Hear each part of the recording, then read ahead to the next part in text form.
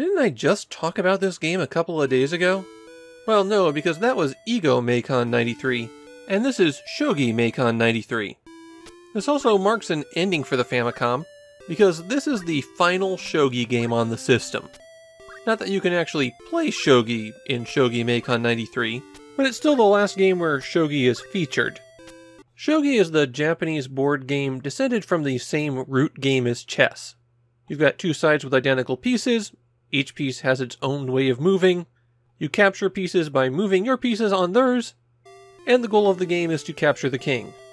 One significant difference in Shogi is that pieces that you've captured may be placed back on the board on your side. The way that Shogi Meikan 93 works is that rather than playing the game against an AI, the cartridge contains records of professionally played Shogi games.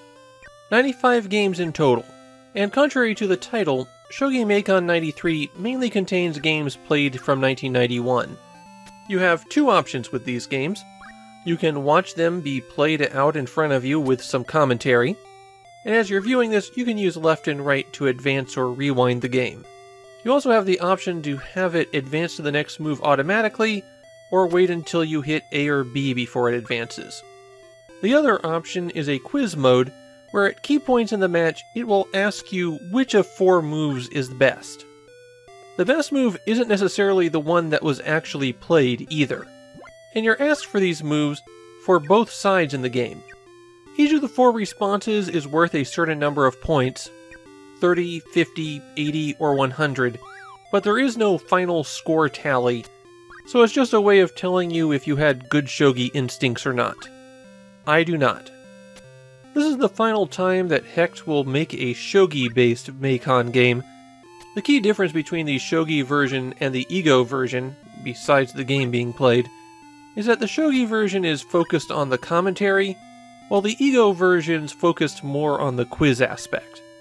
Like all the games in the Meikan series, there really isn't a whole lot to discuss here.